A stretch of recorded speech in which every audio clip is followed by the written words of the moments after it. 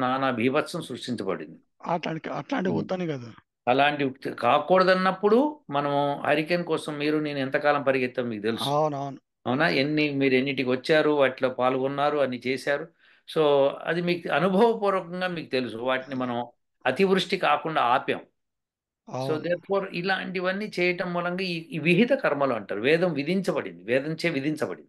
అవును. అవును. So there four ఇవన్నీ కూడా మనం చేసాం. సో యజ్ఞాలు వేదాల ద్వారానే తెలుస్తాయి, లేకపోతే తెలియదుగా.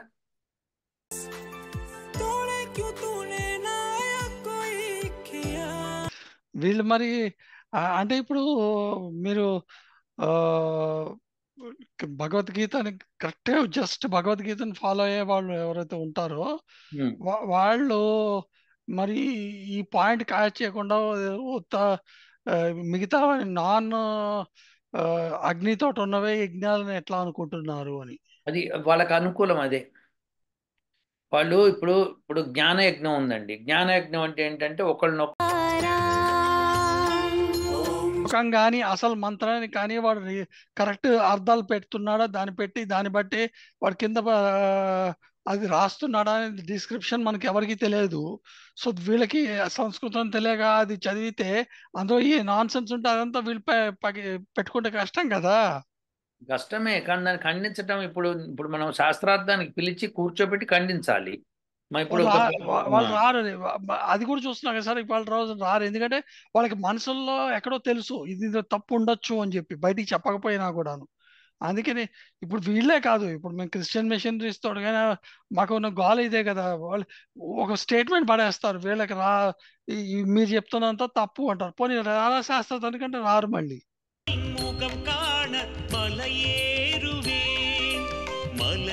ఓం నమస్కారం అండి. నేను శాస్త్రీయ మునగాల, శాస్త్రీయ సనాతనకు స్వాగతం, సుస్వాగతం. నా ఛానల్ లో అన్ని కంటెంట్ మొత్తం చూడండి, నచ్చితే లైక్ చేయండి, ఒక షేర్ చేయండి అందరికీను. ఆ, ఇవాళ మళ్ళీ మనం భగవద్గీత గురించి మాట్లాడటానికి దాని గురించి డాక్టర్ వెంకటాచార్య గారిని పిలుస్తున్నాను. నమస్కారం సార్. ఓ నమస్తే శాస్త్రి గారు, నమస్కారం అండి. సో భగవద్గీత శ్లోకం నాకు పంపించిన దాని మీదైనా మీరు చెప్పేది? అవును సార్. అంటే ఇప్పుడు భగవద్గీతని ఇంపార్టెంట్ వేదం కంటానని చెప్పి మీకు అప్పుడు గుర్తుంటే ఆ, నండూరి శ్రీనివాస్ గారి శిష్య పరమాణువులు ఒక అతను, పరమాణువుగా.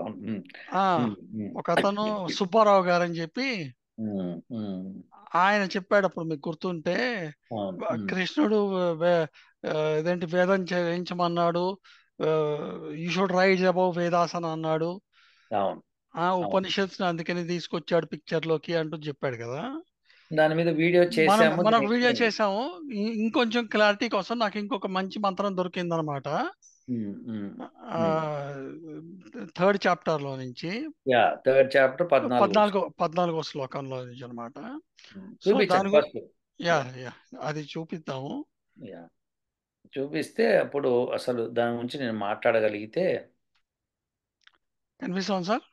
యా, నాకు శ్లోకం ఇది ఇప్పుడు కనిపిస్తోంది. ఉమ్. సో ఇది తెలుగులో మార్చిన మన తెలుగు ప్రేక్షకుల కోసం.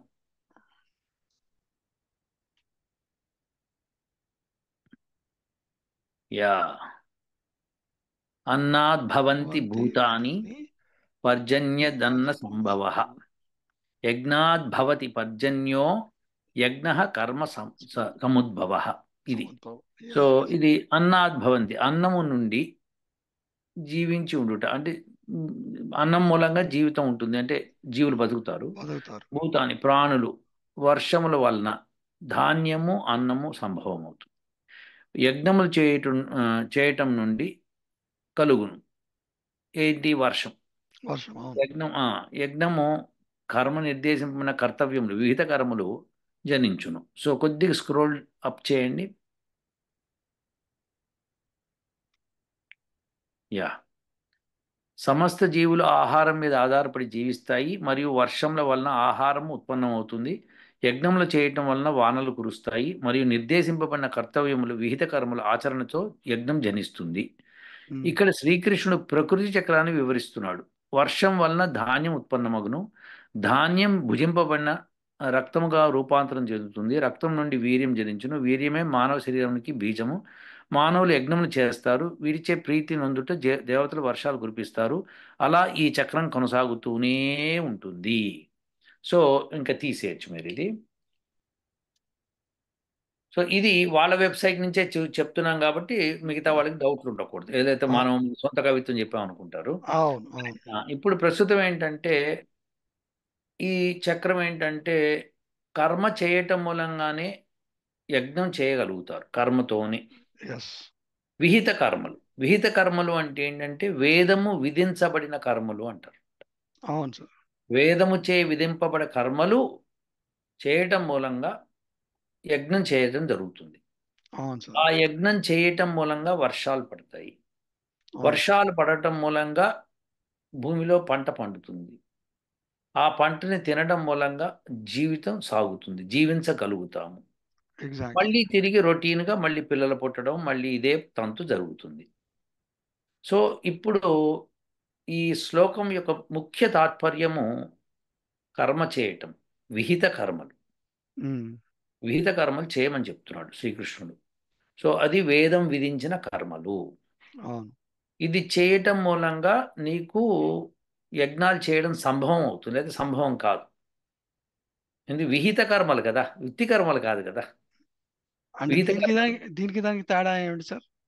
అంటే ఏదన్నా కర్మ చేయొచ్చు. నేనిప్పుడు నా చేతిలో సెల్ ఫోన్ ఉంది. లేతి ఇట్లా ఊపి ఇట్లా పెట్టి మళ్ళీ కింద పెట్టొచ్చు. అది కూడా ఒక కర్మనే కదా! కర్మే అవును. అది కాదు కదా! ఇప్పుడు విహిత కర్మలు అంటే వేదము విధించబడిన కర్మలు. వేదం ఏం విధిస్తుంది?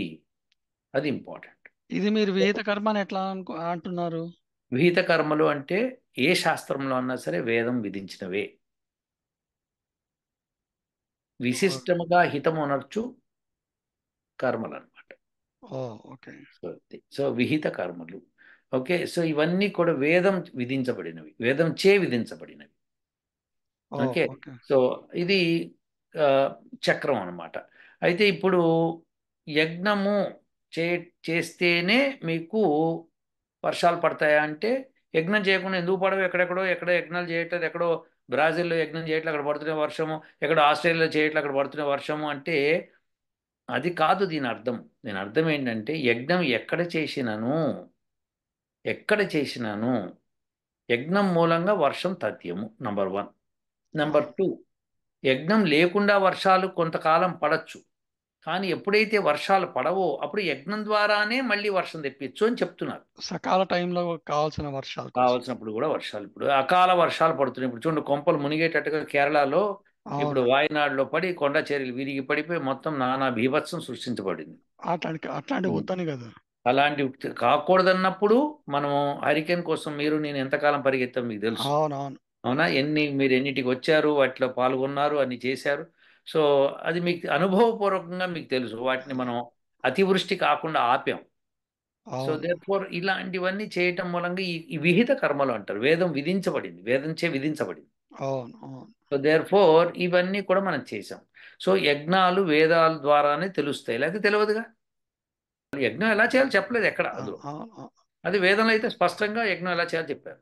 అవును. ఇక్కడ ఏంటంటే యజ్ఞం చేయాలి అని చెప్పాడు. ఉమ్. దీనికి రిఫరెన్స్ కావాలన్నప్పుడు మీరు మళ్ళీ వేదంలోకి వెళ్ళాలి. వేదంకి వెళ్ళాలి కదా.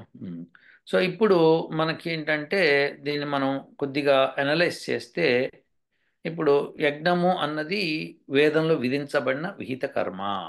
సో ఉమ్, అది చేస్తేనే వర్షాలు పడతాయి. ఇప్పుడు చేయడం అందరూ హోమాలు ఆపేశారు అనుకుందాం కొంతకాలం. ఉమ్. కొంతకాలం లెట్స్ సే ఒక 5-6 సంవత్సరాలు ఆపేసిన తర్వాత ఇక వర్షాలు పడవు ఎక్కడ. ఓ. పడవండి. ఆ, భారతదేశంలో యజ్ఞాలు చేయడం మూలంగానే ప్రపంచంలో మంచి వర్షాలు పడతాయి. ఉమ్, ప్రపంచంలో అన్ని చోట్ల చేయాలి ఇది. యజ్ఞం అన్నది లేనిదే ఉండదు. నేను దానికి రిఫరెన్స్ ఒక చిన్న మాట చెప్తాను జాగ్రత్తగా వినండి. ఇది మనకి అమెరికాలో గ్రాండ్ క్యానియన్ అని ఉంది కదా. అవును. అవును. గ్రాండ్ కెనియన్ ఇట్లా ఉంటుంది. అది ఇట్లా వంగుతూ వంగుతూ కెనియన్స్ ఏర్పడినాయి. ఓకే. ఎందుకంటే దీని మీద నది పారటం మూలంగా అది కోసుకుంటూ కోసుకుంటూ వస్తే అలా ఇది గ్యాప్ ఏర్పడింది. ఓ, ఓకే. క్యానియన్ అంటారు. సో ఇది గ్రాండ్ కెనియన్ అంటే చాలా లోతు దాకా ఉంటుంది. సో వాళ్ళు దాన్ని ఎక్కడెక్కడ బండలు ఉన్నాయి వాటిని టెస్టింగ్ చేసి ఇది ఇన్ని మిలియన్ సంవత్సరాల క్రితం ఇక్కడ దాకా నీళ్లు ఉండినాయి, ఇన్ని మిలియన్ ఇక్కడ ఉంది అని డిసైడ్ చేసి చెప్పారు. ఓ సో దాన్ని బట్టి ఎప్పుడు ఫస్ట్ వర్షం పడిందో తెలుస్తుంది మనకి. ఎందుకంటే వర్షం ఎందుకు, దానికి దీనికి సంబంధం ఏంటంటే నది పారాలి పైన, అంటే నదికి నీళ్లు కావాలి. అంతేగా. నీళ్ళు ఎక్కడి నుంచి వస్తాయి? ఈ వర్షం నుంచే వస్తాయి కదా. అవును, అవును. సో ఆ వర్షం పారడం మూలంగా గ్రాండ్ కెన్యాన్ కోసుకుంటూ కోసుకుంటూ వెళ్ళింది. ఉమ్, సో దేర్ ఫోర్ ఆ వర్షం ఎప్పుడు, ఫస్ట్ వర్షం ఎప్పుడు పడింది అని లెక్కలు తీస్తే బయటికి కరెక్ట్గా మనకి దాదాపు 200 కోట్ల సంవత్సరాల కింద పడిందని తెలుస్తుంది. ఓ వేదం కూడా అప్పుడే మనకి ఇవ్వబడింది. 197 కోట్ల సంవత్సరాల క్రితం వేదం ఇవ్వబడింది. ఉమ్, అది ఎలా చెప్పాము? మన సంకల్పంలో ప్రతిరోజు చేసేదే మనం అవును. కదా. ఓం తత్సత్ అద్య బ్రహ్మణ ద్వితీయ ప్రహరార్తే శ్వేతవరాహ కల్పే సప్తమే వైవస్వత మన్వంతరే, ఇవన్నీ చెప్పుకుంటూ వస్తాం కదా మనము. సో అవును, అవును. సప్తమ వైవస్వత మన్వంతరం, 7వ మన్వంతరంలో ఉన్నాము. ఉమ్, 28వ చతుర్యుగంలో ఉన్నాము. దానిలో కలియుగంలో ఉన్నాము. కలియుగంలో మొదటి పాదంలో 5125వ సంవత్సరంలో ఉన్నాము అని చెప్పుకుంటూ వస్తాం మనం. అవును, అవును, సో ఇవన్నీ మొదటి నుంచి ఎందుకు చెప్తుంటే కాల గణన ఇది మనం చెప్పేది. సో అవును, ఇది మనకి రెగ్యులర్గా చెప్పేది. భారతదేశం అంతా ఇదే చెప్తారు, ఇంకెక్కడ వేరేది చెప్పరు. అవును, అవును. కాబట్టి ఒకటే దాన్ని ఎలా చెప్పడం సాధ్యం అవుతుందంటే బికాస్ అదే మనకి ప్రామాణికం కాబట్టి. ఎస్. సో దేర్ ఫోర్ ఇవన్నీ చూస్తే వర్షం ఫస్ట్ ఎట్లా పడుతుంది మరి అంటే దానికి సైంటిఫిక్ అనాలిసిస్ ఉంది. సైన్స్ ఏం చెప్తుంది ఇప్పుడు ఈ రోజున అంటే మానవులు వదిలిన పార్టికల్స్ ద్వారానే వర్షపు అణువులు చేరి మేఘాలు అవుతున్నాయి, లేకపోతే అవ్వవు. Anthropogenic particles. ఆ, ఆంథ్రోపోజెనిక్ పార్టికల్స్ అంటే మానవులు క్రియేట్ చేసిన పార్టికల్సే. గుర్తుపెట్టుకోండి, ఉమ్, ప్రకృతి సహజంగా వచ్చిన పార్టికల్స్ కాదు. ఉమ్, మానవుడు క్రియేట్ చేసిన పార్టికల్స్ ఆంథ్రోపోజెనిక్ పార్టికల్స్ అంట. అవి ఉంటేనే అవి వాటర్ కలెక్ట్ చేసి మేఘం ఏర్పడుతుంది. ఆ. అలానే మేఘం ఏర్పడినప్పుడే వర్షం సాధ్యం అవుతుంది. అదే ఎట్లా యజ్ఞంలో మనం వేసే ఆహుతులు వాటి వల్ల. ఎగ్జాక్ట్లీ. ఇప్పుడు ఇప్పుడు గమ్మత్ ఏంటంటే ఇది, ఈ విషయానికి ఇంకాస్త పట్టుత్వం చేకూర్చేందుకే మనం యజ్ఞాలు అవి చేసినప్పుడల్లా మనం రికార్డ్స్ పెట్టుకున్నాం. పెట్టుకున్నాం. అవును, అవును. అది సో కరెక్ట్. దేర్ ఫోర్ ఇప్పుడు ప్రస్తుతం ఏంటంటే ఈ ఈ శ్లోకంలో దాని అర్థం ఏంటంటే యజ్ఞం చెయ్యండి మహాప్రభు, వేదం చెప్పినట్టు. ఉమ్. అది స- శాస్త్రం. సార్, ఇప్పుడు ఆ, ఈ ఈ శ్లోకంలో య- యజ్ఞం చేయమన్నారు అని అంటున్నాం కదా. ఉమ్, ఉమ్. యజ్ఞము అన్నప్పుడు మీరు మనం చేసే హోమమే అని ఎట్లా అనగలరు? అది మా ఇంకేదన్నా ఆ, ఆ, గాన యజ్ఞం కానీ లేకపోతే భక్తి యజ్ఞము, భక్తి యజ్ఞము, తర్వాత లేకపోతే జ్ఞాన యజ్ఞము, భక్తి యజ్ఞము జ్ఞాన ఇలాంటివన్నీ యజ్ఞం ఉంటాయి. అని. ఇవన్నీ కూడా ఉండొచ్చు కదా అంటారు మీరు, అవునా? అవును, అవును, వెరీ గుడ్ అండి, చాలా బాగా చెప్పారు శాస్త్రి గారు. మాట నిజమే, అది కూడా ఉండొచ్చు కదా అని అనుకుంటారు అందరూ. అవును, అవును. అయితే దీనిలో మన ముఖ్యమైన ఉద్దేశం ఏంటంటే మనము వేదంలో మొట్టమొదటి మంత్రం తీసుకున్నాం అనుకోండి, ఋగ్వేదంలో మొట్టమొదటి మంత్రం ఓం అగ్నిమీడే పురోహితం యజ్ఞస్య దేవమృత్విజం హోతారం రత్నధాతామం. ఈ మంత్రంలో స్పష్టంగా అగ్నిం ఈడే, నేను అగ్నిని ప్రశంసిస్తున్నాను. ఉమ్, అగ్నిమీడే పురోహితం, పురోహితుడు, ఏ ఏ పురోహితం అంటే పురోహితుణ్ణి అని అర్థం. ఉమ్, పురోహితం యజ్ఞస్య, యజ్ఞము యొక్క ఉమ్, పురోహితుణ్ణి. ఓకే. యజ్ఞస్య దేవం ఋత్విజం, దేవతని, ఋత్విజుడిని. ఓకే. ఉమ్. యజ్ఞస్య దేవం ఋత్విజం హోతారం రత్నధాతామం, హోతని, రత్నధాతని, వీళ్ళందరినీ నేను అగ్నిని ప్రశంసిస్తాను అని చెప్తున్నాను. అవును. సో అదే యజ్ఞం యొక్క అగ్ని అని చెప్తున్నాం అనమాట. ఓకే. సో యజ్ఞం యొక్క అగ్నికి ఎవరెవరు కావాలి? హోత కావాలి, ఋత్విజుడు కావాలి, తర్వాత పురోహితుడు కావాలి, ఆ, దేవత కావాలి, పరమాత్ముడు కావాలి. వీళ్ళందరినీ నేను ప్రశంసిస్తున్నాను అని ఫస్ట్ ఋగ్వేద మంత్రంలో చెప్పాడు. యజ్ఞం యొక్క వీళ్ళందరూ ఎక్కడైతే ఉంటారో అది యజ్ఞం అనబడుతుంది. ఓ మరి మిగతావన్నీ యజ్ఞాలు అనబడవు అప్పుడు. మిగతావన్నీ యజ్ఞాల కింద, టెక్నాలజీ యజ్ఞం కింద ఎక్కడెక్కడ అగ్ని ఉంటుందో, ఓ ఎక్కడ పురోహితుడు ఉంటాడో, ఎక్కడ ఋత్విజుడు ఉంటాడో, ఎక్కడ హోత ఉంటాడో, ఎక్కడ దేవం ఉంటుందో, ఎక్కడ పరమాత్ముడు ఉంటాడో, ఈ ఈ ఈ భూమి ఇవన్నీ కూడా ఎవరైతే సృష్టించాడో వాళ్ళందరినీ మనం ప్రశంసిస్తామో అక్కడ దాన్ని యజ్ఞము అంటారు. వీళ్ళు మరి అంటే ఇప్పుడు మీరు ఆ భగవద్గీతని కరెక్ట్గా జస్ట్ భగవద్గీతని ఫాలో అయ్యే వాళ్ళు ఎవరైతే ఉంటారో ఉమ్. వాళ్ళు మరి ఈ పాయింట్ క్యాచ్ చేయకుండా ఉత్త ఆ, మిగతా నాన్ అగ్నితోటి ఉన్నవే యజ్ఞాలను ఎట్లా అనుకుంటున్నారు అని. అది వాళ్ళకి అనుకూలం అదే. వాళ్ళు ఇప్పుడు జ్ఞానయజ్ఞం ఉందండి. జ్ఞానయజ్ఞం అంటే ఏంటంటే ఒకళ్ళనొకళ్ళు జ్ఞానం గురించి డిస్కస్ చేయటం. అవును. ఓకే, అది కూడా ఈ అగ్ని సాక్షిగానే జరగాలి. ఉమ్, హోమం చెయ్యకుండా ఎక్కడైనా జ్ఞానయజ్ఞం జరుగుతోంది అంటే అది జ్ఞానయజ్ఞం కాదు. అందుకని ఏం చేశారు, ఇప్పుడు సభలు పెడుతున్నారు. సభలు పెట్టినప్పుడు మీరు ఎప్పుడైనా చూసారా, జ్యోతిని వెలిగించారంటారు. అవును.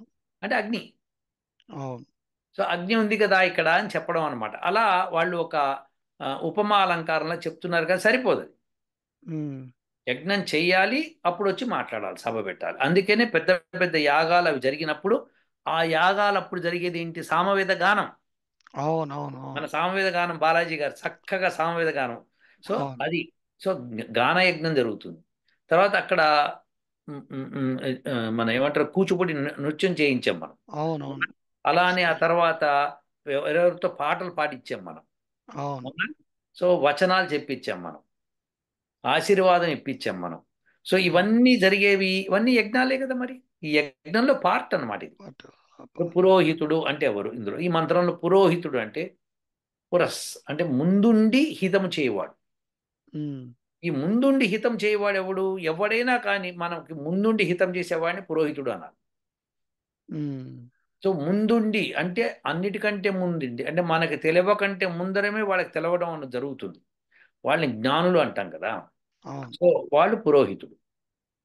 సో అలానే ఋత్విజుడు. ఋత్విజుడు అంటే ఏంటి, ఈ వేద మంత్రాలు తెలిసి దాని ప్రకారంగా యజ్ఞం చేయించేవాడు ఋత్విజుడు.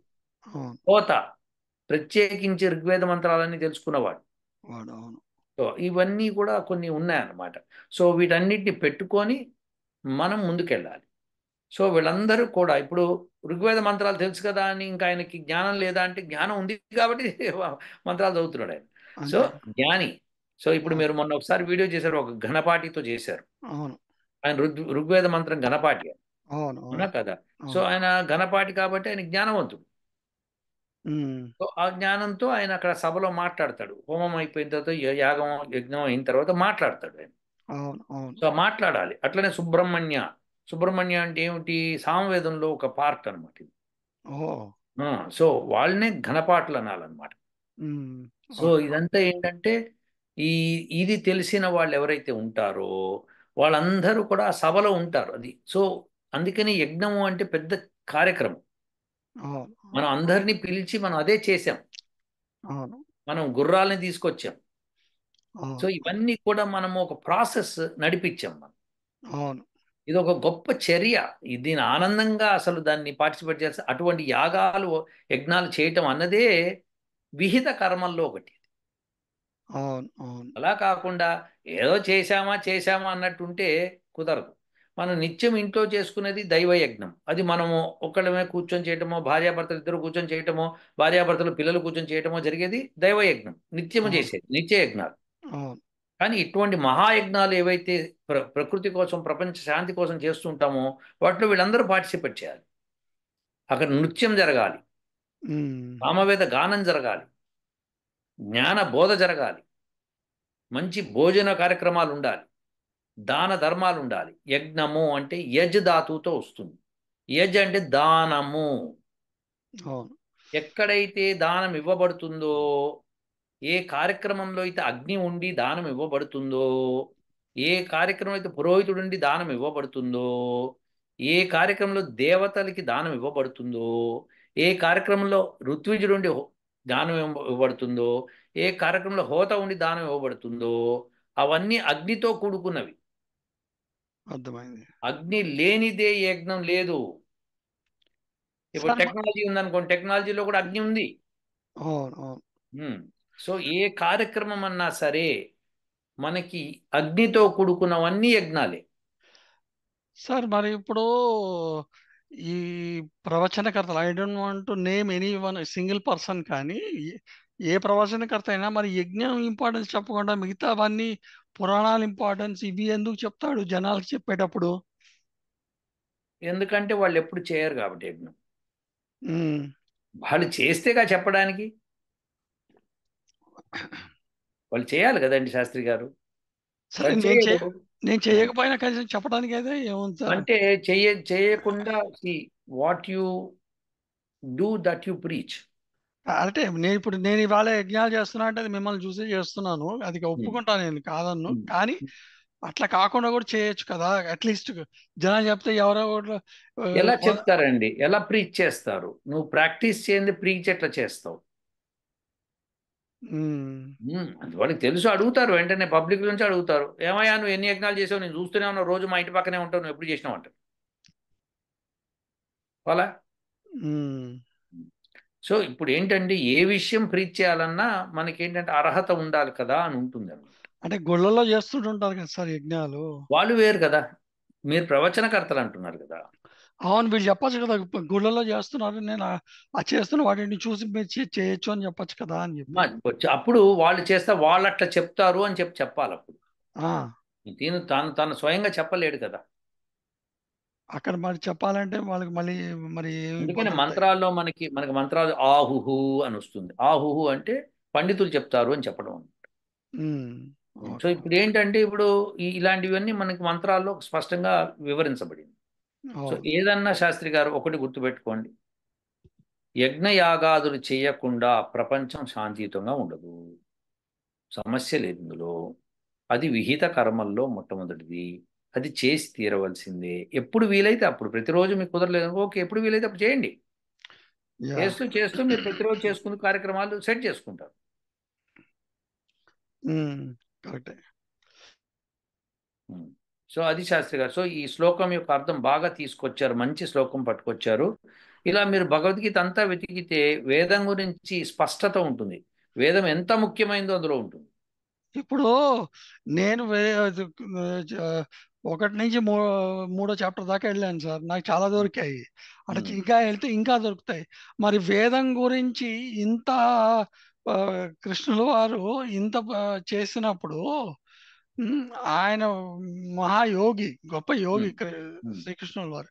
మరి ఉమ్. ఆయనే చెప్తున్నప్పుడు వీళ్ళందరూ ఆయన అట్లా చెప్పలేదు అని వీళ్ళు ఎట్లా చెప్తున్నారు, ఎందుకు చెప్తున్నారు నాకు అర్థం కావట్లేదు. ఎందుకంటే వీళ్ళల్లో ఏంటంటే యజ్ఞయాగాదులు చేసేవాళ్ళు లేరు, ఆ ప్రాసెస్ తెలిసిన వాళ్ళు లేరు, వాళ్ళు వేదాలు చదువుకోరు, చదవరు, ఎందుకంటే చాలా డిఫికల్ట్ అని వాళ్ళు పక్కన పడేస్తారు.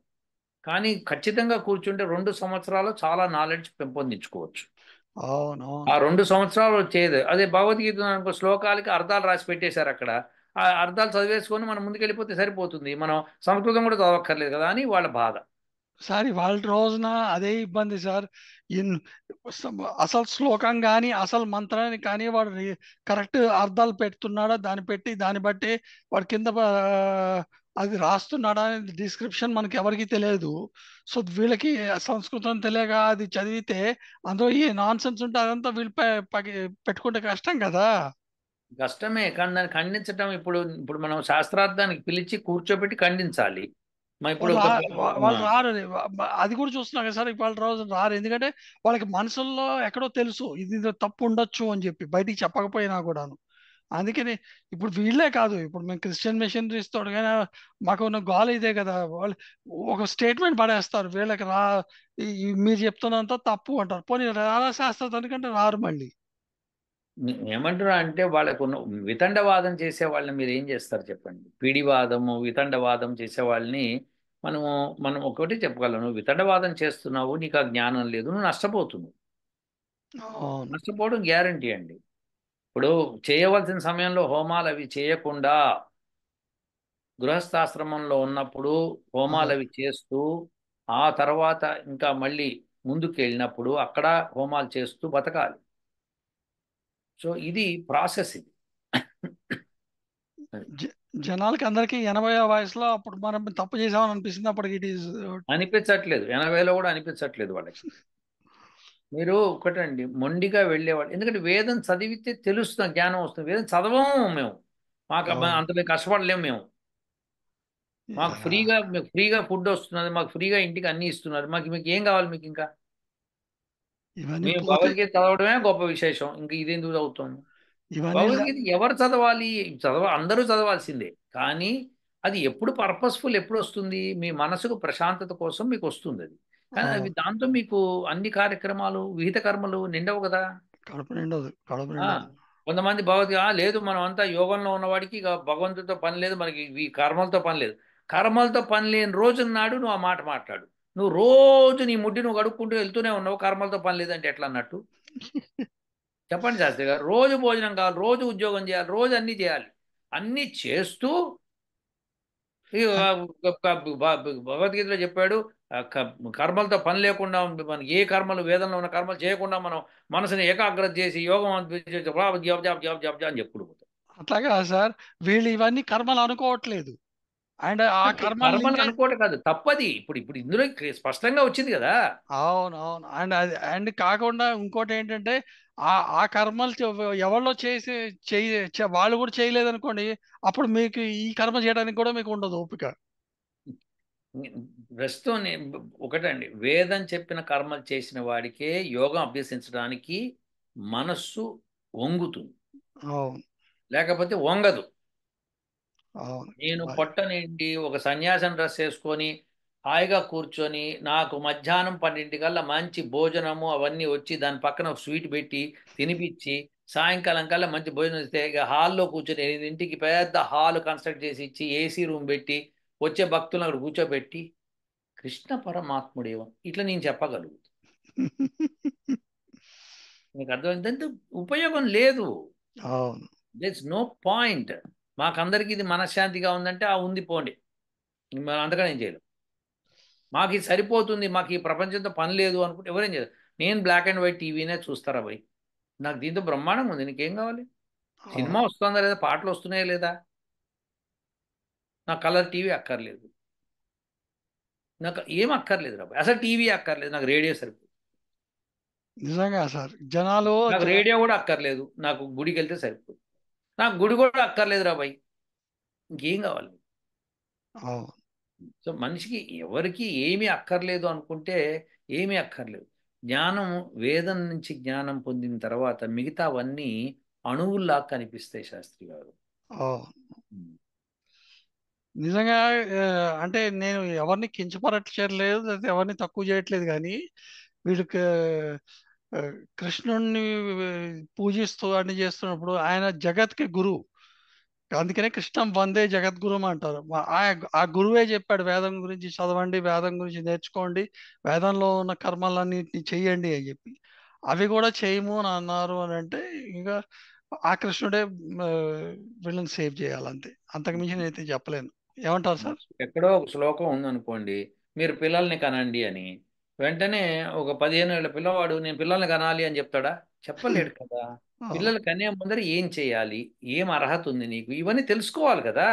అవును, అలా అవును, భగవద్గీతలో మీరు నన్ను పూజించండి, నన్ను ధ్యానించండి సరిపోతుంది. ధ్యానం రాదు మీకు, అవును, రాదు అంతే. అది నువ్వు ఎన్ని మాటలు చెప్పినా ధ్యానం రాదు. విహిత కర్మలన్నీ చేసిన వాడికి అర్హత వస్తుంది, అవును, వాడికి ఆ జ్ఞానం వస్తుంది. పరమాత్ముడు అతనికి ఆ మనసు ఇస్తాడు, నిశ్చలంగా ఉంచుకునే మనసు. ఆ మనసుతో ధ్యానం చేసి అప్పుడు మోక్షానికి అర్హత పొందుతాడు. అది కూడా అష్టాంగ యోగ సాధన లేకుండా జరగ శాస్త్రి గారు. అవును, అవును. బాగా చెప్పారు, పీరియడ్, బాటమ్ లైన్. బాగా చెప్పారు సార్. అవును, సో అందుకని ఇది మీరు వాళ్ళు ఎన్ని చెప్పినా భగవద్గీతలు ఇది చెప్పాడు చెప్పండి, ఏమన్నా చెప్పరా భయ్, గిదిరా భయ్ సంగతి. అంతే, అంతే. ఇంకా మనం ఇంతకు మించి చెప్పలేము, కానీ ఇంకేమైనా మంత్రాలు ఉంటే చెప్తాం కానీ బట్ ఇప్పటికైతే అర్థం అవ్వాలి జనాలకి. ఇప్పుడు ఆ, ఇంకేమైనా శ్రీకృష్ణుల వారు శ్లోకాలు మటుకు ఖచ్చితంగా భగవద్గీతలో, ఇంకేమైనా శ్లోకాలు చాలా శ్లోకాలు ఉన్నాయి, ఇది ఒకటి ఇంకా చాలా ఉన్నాయి. అవును, మీరు వెళ్తున్న ఆ- కొద్దీ వస్తాయి మీకు. ఓకేనా? సో జనాలు అర్థం చేసుకోవాలి శ్రీకృష్ణుల వారు ఏం చెప్పారు, దాన్ని బట్టి ఎట్లా పోవాలి అని చెప్పి ఇంకా వాళ్ళ విజ్ఞతకు వదిలేస్తే బెటర్ మనం ఇంకా అంతే. ఎస్ శాస్త్రి. Okay sir. आएगा मैं रोंदूंगी तो एक कबीरा, मैं रोंदूंगी तो चलती चक